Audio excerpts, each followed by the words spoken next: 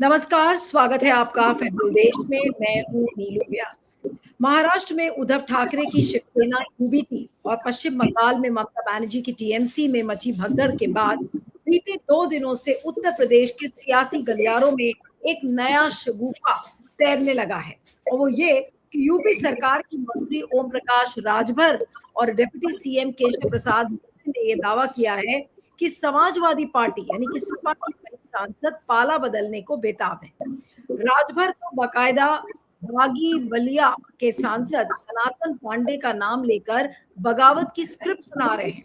वहीं केशव मौर्य का दावा है कि सपा के 25 से 26 सांसद बीजेपी के संपर्क में हैं। लेकिन अगर कड़े कानूनी गणित और जमीन पर अखिलेश यादव के चक्रव्यूह देखें, सपा में सेंध लगाना मिशन इम्पॉसिबल जैसा नजर आता है। इससे विस्तार से आप इसे कैसे इसको समझने की कोशिश करेंगे, उस पर तो हम चर्चा करेंगे ही, लेकिन जो 2 तिहाई गणित है उसको समझ। महाराष्ट्र और यूपी की सियासी बिसात में सबसे बड़ा अंतर संख्या बल का है। भारत के सख्त दल बदल विरोधी कानून के मुताबिक किसी भी पार्टी के संसदीय दल को कानूनी रूप से तोड़ने के लिए कम से कम 2 तिहाई सांसदों का एक साथ अलग होना जरूरी है। उद्धव ठाकरे के पास लोकसभा में सिर्फ 9 सांसद थे, जिनमें से 6 को तोड़ना आसान था। लेकिन 2024 के लोकसभा चुनाव में अखिलेश यादव के यूपी में ऐसी साइकिल चलाई कि सपा के 37 सीटें जीतकर सपा के लोग आए और सबसे बड़ी पार्टी बन गई। अब इस आंकड़े के लिहाज से अगर किसी को बगावत करनी है तो कम से कम 25 सांसदों को एक साथ लाना होगा, जो मौजूदा हालात में नामुमकिन के बराबर है। लेकिन नामुमकिन को छोड़ दीजिए, 20 सांसद जब टीएमसी के तोड़ सकते हैं तो 25 सांसद सपा के भी आराम से टूट सकते हैं।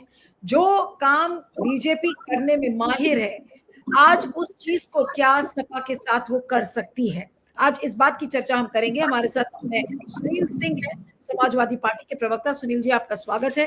टीके राजलक्ष्मी, वरिष्ठ पॉलिटिकल कमेंटेटर, हमारे साथ हैं। आपका स्वागत है।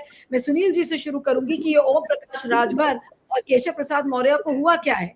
क्या इसमें कितनी सत्यता है कि 25 सांसद या 30 सांसद आपके बीजेपी के संपर्क में? नीलू जी, ये सारी चीजें बकवास हैं। इस दावे में लेस मात्र की सत्यता नहीं है। उत्तर प्रदेश की राजनीति में अभी आपने देखा कि अयोध्या में राम जन्मभूमि में जिस तरह से चढ़ावे में घोटाले का पर्दाफाश हमारे राष्ट्रीय अध्यक्ष आदरणीय अखिलेश यादव जी ने किया है, तो Bharatiya Janata party back foot पर है। भारतीय जनता पार्टी को सफाई देने के लिए शब्द नहीं है। ऐसे में इस तरह का अनर्गल प्रलाप जो केशव प्रसाद मौर्य जी कर रहे हैं और ओम प्रकाश राजभर जी को उत्तर प्रदेश में बिना पेदी का लोटा कहा जाता है। वो कब क्या बोल देंगे ये ओम प्रकाश राजभर जी भी नहीं जानते। ओम प्रकाश राजभर को भारतीय जनता पार्टी आने वाले विधानसभा में कितनी सीटें देंगी ये ओम प्रकाश राजभर को भी नहीं पता है। अभी उत्तर प्रदेश में ओम प्रकाश राजभर ने अपने विधानसभाओं का ऐलान कर दिया, वहां पे अपनी पार्टी के प्रभारियों को भेज दिया। अब वहां पे टिकटों का सौदा हो रहा है, टिकट बेचे जा रहे हैं, कैंडिडेट खोजे जा रहे हैं, मालदार कैंडिडेट खोजे जा रहे हैं। ऐसे में भारतीय जनता पार्टी ओम प्रकाश राजभर को अपने गठबंधन में रखेगी कि नहीं रखेगी, यह भी एक बड़ा प्रश्न है। वो अपनी दुकान सजाने के लिए, अपनी दुकान चलाने के लिए ओम प्रकाश राजभर जी ऐसी बातें बोल रहे हैं, अनर्गल प्रलाप कर रहे हैं, इसमें किसी भी प्रकार की सत्यता नहीं है। हमारे दल के 37 सांसद मजबूती के साथ हमारे नेता आदरणीय अखिलेश यादव जी के नेतृत्व में 2027 के लक्ष्य की तरफ आगे बढ़ने का काम कर रहे हैं। एक भी हमारा सांसद किसी भी प्रकार से अखिलेश यादव जी को छोड़ने के लिए तैयार नहीं है। ये सब दिन में देखने वाले स्वप्न है, दिवा स्वप्न है भारतीय जनता पार्टी किसी मुगालते में ना रहे। सुनील जी, जो काम भाजपा ऑलरेडी कर चुकी है, इम्पॉसिबल तो टीएमसी का भी लग रहा था कि बंगाल में वो भी 20 सांसद, ये तो किसी ने इमेजिन नहीं किया था। तो अगर 2/3 बहुमत 25 का आंकड़ा है समाजवादी पार्टी के केस में, तो फिर ये यहाँ भी कर सकते हैं। इस चीज को हम नकारें कैसे, जो चीज हमारे सामने रही है। जी नीलू जी, पश्चिम बंगाल की राजनीति और उत्तर प्रदेश की राजनीति जमीन आसमान का फर्क है। उत्तर प्रदेश में जो कार्यकर्ताओं के बीच में हमारे राष्ट्रीय नेतृत्व का, राष्ट्रीय अध्यक्ष जी की जो पकड़ है, उस तरह से हम विश्वास के साथ कह सकते हैं, जो सम्मान, जो अपनापन हमारे नेता आदरणीय अखिलेश यादव जी के अंदर है अपने कार्यकर्ताओं के लिए, अपने जनप्रतिनिधियों के लिए, इससे मैं कह सकता हूं कि कोई भी जनप्रतिनिधि, हम एक भी जनप्रतिनिधि, चाहे विधानसभा का हो, चाहे लोकसभा का हो, चाहे विधान परिषद का हो, चाहे राज्यसभा का हो, एक भी जनप्रतिनिधि हमारे राष्ट्रीय नेता से असंतुष्ट नहीं है। एक भी नेता, हमारा राष्ट्रीय नेतृत्व, हमारे राष्ट्रीय अध्यक्ष जी ऐसे नेता हैं जिसका दरवाजा अपने कार्यकर्ताओं के लिए, अपने जनप्रतिनिधियों के लिए 12 बजे रात को भी खुला रहता है। उत्तर प्रदेश नहीं, हिंदुस्तान के पहले नेता हैं नीलू व्यास जी की जो प्रतिदिन लगभग 5,000 से लेकर 7,000 कार्यकर्ताओं से 1-to-1 रूबरू होते हैं, उनके सुख दुख को सुनते हैं और उसका समाधान करने का काम करते हैं, उसका समाधान करने का प्रयास करते हैं। आज जो टूटेगा वही जो जिसको अपनी पार्टी में कोई जगह नहीं मिलेगा, कोई स्थान नहीं मिलेगा, कोई वेट नहीं मिलेगा। हमारे पार्टी का हर सांसद, हर विधायक, हर एमएलसी को उसके पद के हिसाब से परस्पर जो है स्थान मिलता है, वो वेट मिलता है। हमारा एक भी पदाधिकारी और कार्यकर्ता और जनप्रतिनिधि हमारे राष्ट्रीय नेतृत्व से, हमारे राष्ट्रीय अध्यक्ष जी से असंतुष्ट नहीं है। इसलिए दावे के साथ मैं कह सकता हूं, यह सब सिर्फ शगुफा है, यह सब सिर्फ प्रोपगेंडा है, इसमें किसी भी प्रकार की कोई सच्चाई नहीं है। हमारा कार्यकर्ता मजबूती के साथ, हमारा जनप्रतिनिधि मजबूती के साथ अखिलेश यादव जी के साथ खड़ा था, खड़ा है और 27 में सरकार उत्तर प्रदेश का बनाने के लिए बेताब है, आतुर है। आप देखिएगा, यही सांसद मिलकर के, यही जनप्रतिनिधि मिलकर के हमारे नेता को उत्तर प्रदेश का सरकार 2027 में बनाने का काम करेंगे। जी अली सुनील जी, लेकिन एक चीज और भी है कि बीजेपी अलग अलग हथकंडे अपनाती है और जो मुझे पता चल रहा है अलग अलग सूत्रों से और पॉलिटिकल कॉरिडोर से कि भाई बीजेपी की आदत है कि वो सबका डोसियर तैयार कर लेती है, फाइल तैयार कर लेती है, फिर उन पर प्रेशर डाला जाता है। कम से कम टीएमसी और इस केस में जो उद्धव ठाकरे की पार्टी, उस केस में तो पता चल ही रहा है। तो अगर आप लोग, ठीक है, आपके नेता ने बहुत जगह दी सबको, चला वही जाएगा जिसको जगह नहीं मिली या फिर वो संतुष्ट नहीं है, ये सब तो बात कहने की है, लेकिन आपको क्या पता कि पीठ पीछे, आप ही के नेता के पीठ पीछे अगर इस तरीके का प्रेशर अगर लगाया जाएगा आपके सांसदों के ऊपर तो क्या होगा? क्या आप ये कह रहे हैं कि कोई भी सांसद पिघलेगा नहीं, सब समाजवादी पार्टी के साथ टिके रहेंगे? हमारे पार्टी का जो सांसद है या जो भी जनप्रतिनिधि है, आप उठा करके लिस्ट देख लीजिए, 37 सांसदों की लिस्ट उठा करके देख लीजिए। हमारे पार्टी में किसी की भी आपराधिक छवि नहीं है। हमारा कोई भी सांसद आपराधिक छवि का नहीं है, हमारा कोई भी सांसद भ्रष्ट नहीं है, हमारा कोई भी सांसद किसी स्कैंडल में इन्वॉल्व नहीं है। कैसे हमारे सांसद का डोसियर तैयार कर लेगी भारतीय जनता पार्टी? बड़ी वो जिसकी जो विभिन्न गतिविधियों में सम्मिलित है, जो इस तरह के गतिविधियों में सम्मिलित है, जिसका व्यापार, भ्रष्टाचार, जिसके ऊपर तमाम तरह के आरोप हैं, जो तमाम तरह की गलतियां किया है, वो डरे। हमारे सांसद सब समाजवादी विचारधारा के लोग हैं और समाजवादी विचारधारा कभी अपराध, भ्रष्टाचार में इन्वॉल्व नहीं होती और हमारे किसी भी सांसद का डोसियर भारतीय जनता पार्टी के अंदर दम नहीं है कि तैयार करे और हमारे पदाधिकारी को या हमारे सांसद को या किसी भी प्रकार की धमकी दे करके उनको तोड़ने का प्रयास करे। कोई जगह ही नहीं है, कोई जगह नहीं है नीरू जी हमारी पार्टी में, हमारे सांसदों के लिए ये भारतीय जनता पार्टी के पास कोई जगह नहीं है, कोई आधार नहीं है जिसके नाते हमारे सांसद के ऊपर किसी प्रकार का दबाव बना करके उनको झुका सके, उनको तोड़ सके।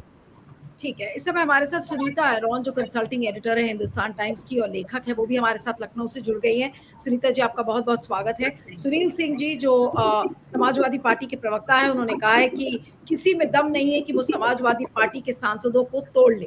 अब ये ओम प्रकाश राजभर और केशव प्रसाद मौर्य ने जो ये नया नैरेटिव पिछले 2 दिन से खड़ा किया है, ये सारी चीजें एक मोमेंटम के तहत हो रही है। जो अभी 2 दिन पहले खबर आई कि देखिए हो सकता है चुनाव जल्दी हो जाए, फिर ये भी कहा जा रहा है बीजेपी के क्वार्टर्स में कि जो पश्चिम बंगाल का मोमेंटम है बीजेपी उसको मेंटेन करना चाह रही है।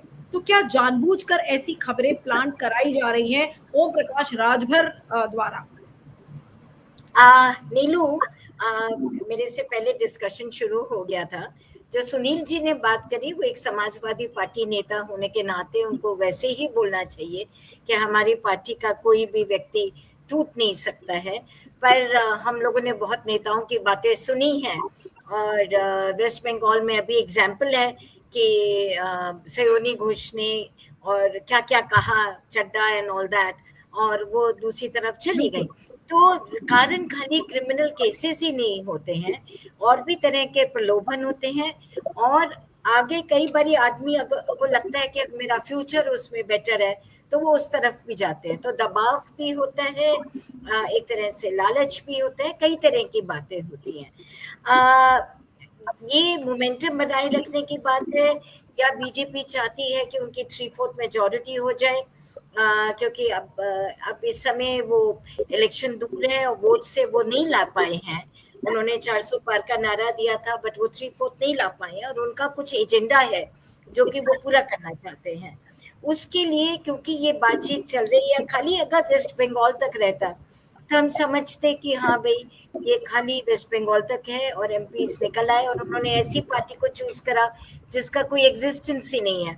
बट उसके बाद ये शिवसेना के साथ हुआ, शिवसेना के लोगों को लिया, और अब समाजवाद ना। वैसे इलेक्शन से पहले ये बात समझ नहीं आती क्यों इस तरह का मूव होगा, बट अगर आप उसको दूसरी तरह से देखें, बड़ा डिस्पैशनेटली देखें, तो ये एक अनसेटल करने का भी तरीका हो सकता है।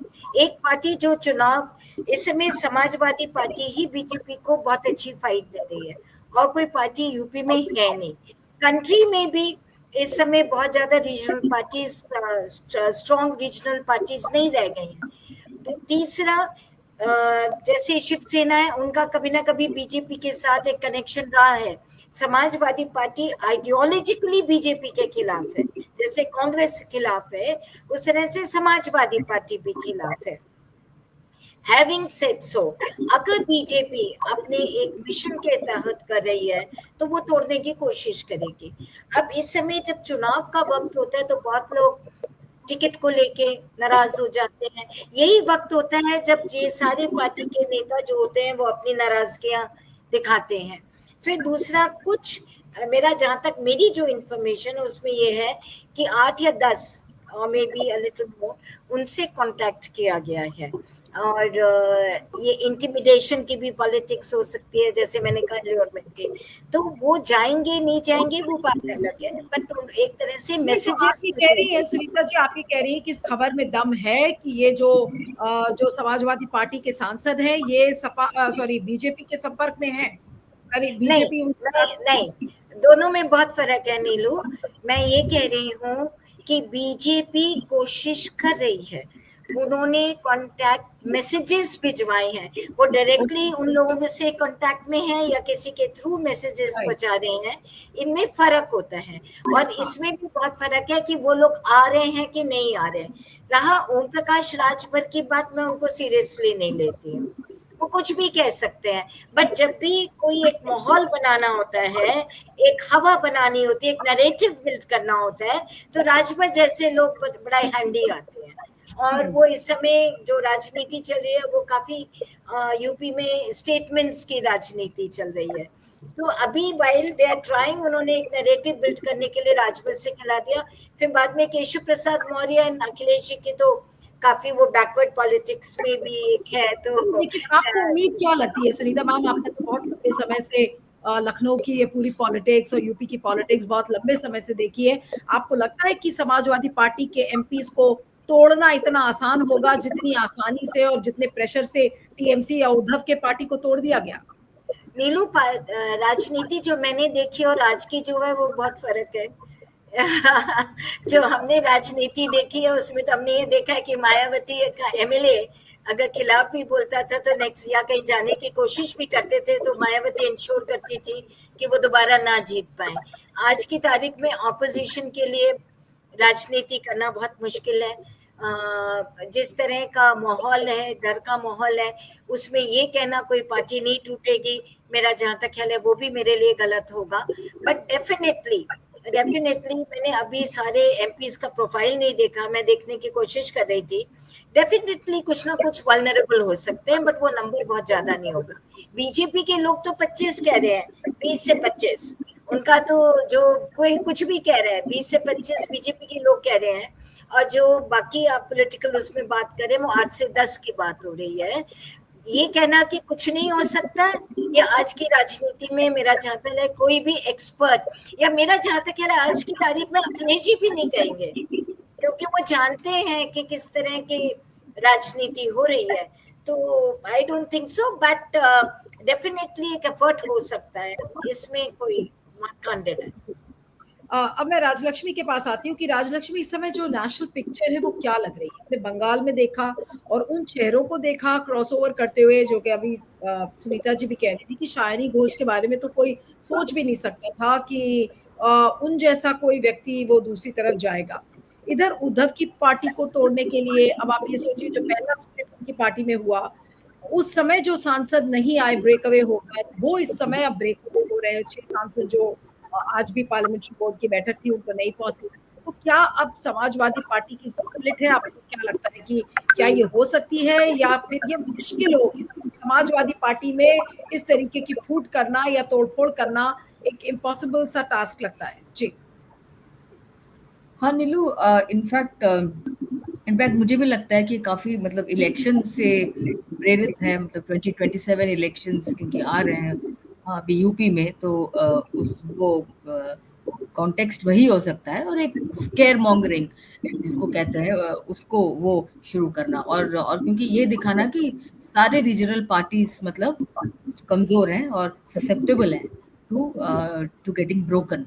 तो क्योंकि टीएमसी में इतने बड़े तादाद में हुआ, और अभी आई थिंक यूबीटी में भी आई थिंक निश्चित ही है वो ब्रेक तो हो ही गया है, लेकिन अगर वो एक अलग फैक्शन बनाते हैं या वो मर्ज करेंगे या इनफैक्ट डायरेक्टली बीजेपी से कोई भी अभी नहीं जुड़ेगा, हाँ, लेकिन सपोर्ट करेंगे। आई थिंक वो परहैप्स एनडीए को सपोर्ट करेंगे, और इसमें शायद वो डिलिमिटेशन बिल जो अटका हुआ है वो चला जाए। लेकिन अल्टीमेटली ये एक मैसेज जा रहा है कि बीजेपी कब से इतनी डेस्परेट हो गई है कि उनके लीडर कि वो इतनी कि वो सारे पार्टीज में कुछ न कुछ मतलब कुछ कमजोरियां ढूंढ के, और उनको वो तो कहता है कि हम नहीं तोड़ रहे हैं भाई, बट अल्टीमेटली अगर वो सारे ब्रेक अवे फैक्शन, हाँ, अगर जाके अगर जो एनडीए को एक सपोर्ट करेंगे तो फिर तो ये तो यही लगेगा कि अल्टीमेटली उनका भी कोई हाथ रहा है। तो अभी जो एसपी को भी लेके जो चल रहा है, जो बातें चल रही है, हाँ, ऐसा है कि अखिलेश जी ने अपना कैंपेन स्टार्ट कर दिया है यूपी में, ठीक है ना, और काफी मतलब जोर शोर से, और एक प्लान भी बनाया है कॉल्ड पीडीए प्लान, क्या है, प्लान डेवलपमेंट एंड एसेंट। वो हम वो एक नया पीडीए है जो उनके सोशल इंजीनियरिंग वाला जो पीडीए है उससे अलग। तो उन्होंने कैंपेन उन्होंने यूपी में ऑलरेडी स्टार्ट कर दी, और ये और इनफैक्ट है ना, मुझे लगता है कि कुछ नर्वसनेस है, कुछ जो बीजेपी के में ही इंटरनली, कुछ यूपी बीजेपी में कह लीजिए या सेंटर में कह लीजिए, कुछ एंजाइटी या कुछ नर्वसनेस है कि यूपी का आउटकम को लेके कि उसमें क्या होगा। तो इसीलिए ये सारी चीजें कि भाई कोई ऑपोजिशन है ही नहीं क्योंकि एसपी भी टूट रही है वगैरह वगैरह। हाँ, तो इस टाइप का जो रूमर मॉन्गरिंग हो रहा है। और ये देखिए कि सीनियर मतलब बीजेपी सरकार में फंक्शन कर रहे हैं ये सीनियर मंत्रीगण। हाँ, और ये लोग स्टेटमेंट्स ऐसे कह रहे हैं जैसे उनको जो पहले से ही पता है कि क्या हो रहा है। भाई आपको कैसे पता पहले क्या हो रहा है? जब जब जो कह रहे हैं कि वो बलिया एमपी से शुरू होगा और वो बलिया एमपी ने कह भी दिया भाई हमारा कोई इसके साथ कोई लेना देना है नहीं, ठीक है ना। और फिर उन्होंने राम गोपाल जी का भी नाम ले लिया कि उन्होंने जाके चिट्ठी दिया, उन्होंने भी डिनाई कर दिया। लेकिन कोई यही नहीं है कि कोई भाई हम लोग ने ऐसी किसी का नाम जो उछाला है, मतलब कायदे से ये तो डेफेमेटरी होता है अगर आप देखेंगे ना। आप जो किसी का भी नाम उछाल दीजिए कि ये लोग जो है गद्दारी कर रहे हैं अपनी पार्टियों के साथ। तो ये आई थिंक मुझे एक एंजाइटी जो मतलब लगता है कि बीजेपी में एक एंशियसनेस है क्योंकि जो आजकल ये पेपर लीक्स को लेकर जो इशू बना है, इनफैक्ट अखिलेश ने भी इसको इशू बनाया है। उन्होंने कॉकरोच जनता पार्टी को उन्होंने सपोर्ट भी किया। तो ये इश्यूज सारे ऑपोजिशन में उठ रहा है, ठीक है। पेपर लीक्स का इशू उठ रहा है। तो ये सारी चीजें जो टूट रही है पार्टियां या उनको जो है तोड़ना और अल्टीमेटली कौन गेन करता है ये भी देखा जाएगा। और इसका भी असेसमेंट होगा। मतलब लोग तो इस देश में ऐसा मूर्ख है नहीं लोग, है ना। अगर आज के डेट में वो देख रहे हैं भाई ऐसे ही आप एमपी तोड़ के अपनी तादाद आप लोग मतलब लोकसभा में बढ़ा रहे हैं, तो अल्टीमेटली वो एमपीज भी अकाउंटेबल है। मतलब जहां से वो जो है चुन के आए, ठीक है, वो लोग कहेंगे भाई हमने तो आपको वोट दिया, हमने बीजेपी या किसी अन्य पार्टी को तो वोट नहीं दिया। तो ये इश्यू भी एक होगा। और मतलब तोड़ना भी मतलब 25 या जो भी है 24-25 पर तोड़ना आसान थोड़ी है। इनफैक्ट बीजेपी के एमपीज कम है, उनको तोड़ना आई थिंक ज्यादा आसान होगा।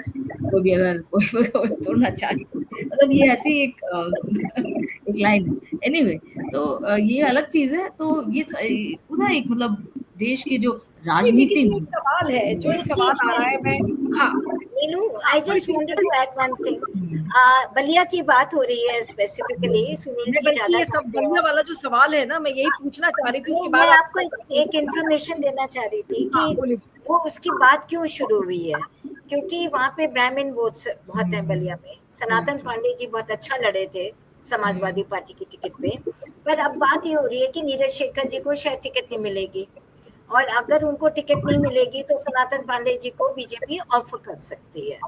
तो और अगर उनको वो ऑफर करती है तो वो उनकी शोर शॉर्ट सीट हो जाएगी, क्योंकि ब्राह्मण जितने भी नाराज हों वो चले तो जाएंगे बीजेपी के साथ ही।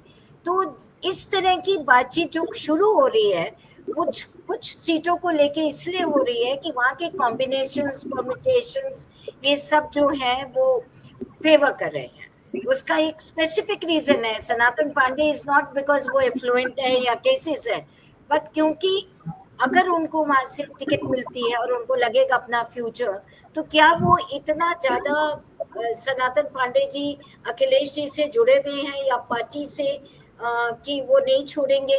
मेरा जहां तक ख्याल है बहुत पुराने नहीं है पार्टी में। सुनील जी बताएंगे इसके बारे में। सुनील जी के पास आ रहे थे। सुनील जी, ये सनातन पांडे का नाम बार बार केशव प्रसाद मौर्य और ये राजभर से क्यों मिल रहा है? आखिर इसका कारण क्या है? सनातन पांडे जी हमारे पार्टी के बहुत बड़े नेता हैं, और बलिया जैसे चंद्रशेखर सिंह जी की जैसे की सीट पे वो जीत करके समाजवादी पार्टी से आए हैं। बलिया समाजवादियों की जमीन रही है जब से आदरणीय चंद्रशेखर सिंह जी वहां पे राजनीति करते रहे हैं तब तक। और वहां पे समाजवाद का एक गढ़ कहा जाता था बलिया को। जनेश्वर मिश्र जी हमारे बलिया से आते थे, चंद्रशेखर जी बलिया से आते थे। यानी वो पूरी बलिया का क्षेत्र, बलिया के आसपास का क्षेत्र समाजवादियों का गढ़ कहा जाता था, समाजवाद का गढ़ कहा जाता था। और सनातन पांडे बहुत बड़े नेता हैं, बहुत वरिष्ठ नेता हैं, और समाजवादी पार्टी के नेता हैं, समाजवादी पार्टी के बहुत बड़े नेता हैं। और समाजवादी पार्टी की पार्टी से पहली बार सनातन पांडे देश के सर्वोच्च पंचायत में पहुंचे हैं। हमें लगता है कि सनातन पांडे जो समाजवादी पार्टी की रीढ़ की हड्डी हैं, सनातन पांडे मजबूती के साथ समाजवादी पार्टी के साथ खड़े हैं। सनातन पांडे अभी कल की बात है, कल ही अभी सनातन पांडे ने उत्तर प्रदेश के तमाम बड़े ब्राह्मण समाज के, समाजवादी पार्टी के ब्राह्मण नेताओं के साथ एक मीटिंग की है, जिसके संयोजक सनातन पांडे रहे। अभी कल की बात है, कल उन्होंने एक मीटिंग किया और मजबूती के साथ समाजवादी पार्टी को लेकर के आगे चल रहे हैं। मतलब ये कहा जाए, सनातन पांडे समाजवादी पार्टी के उस रथ के खेवनहार हैं जो 2027 में जो है सत्ता पर पहुंचने के लिए आतुर है, बेताब है। उसके रथ के संचालक हैं सनातन पांडे। मजबूती के साथ समाजवादी पार्टी के साथ सनातन पांडे खड़े हैं, मजबूती के साथ सनातन पांडे समाजवादी पार्टी को आगे लेकर चलने का काम कर रहे हैं। इसलिए सनातन पांडे को के बारे में कहना सूरज को दीपक दिखाने के बराबर है।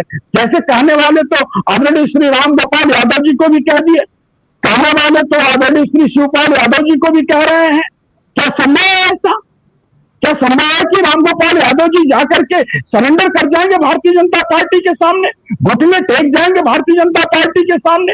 क्या आदरणीय शिवपाल यादव जी घुटने टेक देंगे? जो समाजवादी पार्टी के रथ का संचालन कर रहे हैं वो घुटने टेक देंगे भारतीय जनता पार्टी के सामने? कतई नहीं टेकेंगे भारतीय जनता पार्टी के सामने घुटने। 2027 समाजवादी पार्टी उत्तर प्रदेश में सरकार बनाने जा रही है। कोई किसी मुगालते में ना रहे, न भारतीय जनता पार्टी मुगालते में रहे, न ओम प्रकाश राजभर मुगालते में रहे और न केशव प्रसाद मौर्य मुगालते में रहे। 2027 में समाजवादी पार्टी, पूरा समाज समाजवादी पार्टी के साथ खड़ा है और भारतीय जनता पार्टी के चेहरे बेनकाब हो चुके हैं। जिस तरह से पश्चिम बंगाल में किया, जिस तरह से महाराष्ट्र में किया, जिस तरह से राम जन्मभूमि पर के दान पात्र में चोरी करके, दान पात्र में चोरी करके, दान में चोरी करके, चंदा में चोरी करके, जमीन घोटाला करके भारतीय जनता पार्टी और भारतीय जनता पार्टी के अनुसांगिक संगठन के चेहरे से मुखौटा हट चुका है। समाज जान चुका है, जनता जान चुकी है। ये खुराफात करने के लिए पैसे के लालच में डर दिखा करके सांसदों को तोड़ सकते हैं, लेकिन जनता को नहीं जोड़ सकते। आने वाले समय में जनता भारतीय जनता पार्टी को सबक सिखाने का काम करेगी, मैं विश्वास के साथ कह सकता हूं। कि देखना होगा कि कैसे समाजवादी पार्टी अपना गढ़ बचाती है, लेकिन अभी फिलहाल ऐसा लग रहा है कि ओम प्रकाश राजभर और केशव मौर्य केवल माहौल बनाने की कोशिश कर रहे हैं। और जैसा सुनीता जी ने भी कहा कि हाँ, मैसेजेस भेजे जा रहे हैं, एफर्ट्स हो रही हैं, कोशिश हो रही है, लेकिन वो हर कोशिश भाजपा की कामयाब ही हो जाएगी वो भी कोई जरूरी नहीं है। तो आने वाले दिनों में देखना होगा, लेकिन नजर सबकी बनी हुई है कि पश्चिम बंगाल और महाराष्ट्र में उद्धव की पार्टी को तोड़ने के बाद क्या कहीं अगला नंबर अखिलेश का तो नहीं है। फिलहाल अभी नजर बनी रहेगी, तो जो भी जैसे डेवलपमेंट होता है उसको हम ट्रैक करने की कोशिश करेंगे। आप सभी का बहुत बहुत शुक्रिया। Sunil Singh ji, Sunita ji, Rajalakshmi, thank you so much for joining.